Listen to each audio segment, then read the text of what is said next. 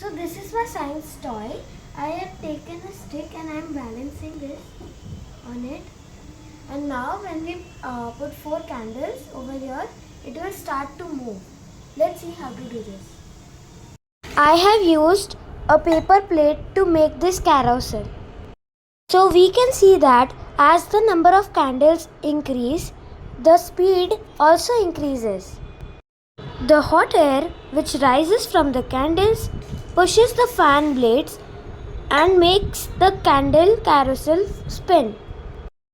We know that heat is a form of energy, so it pushes the fan blades and makes it move.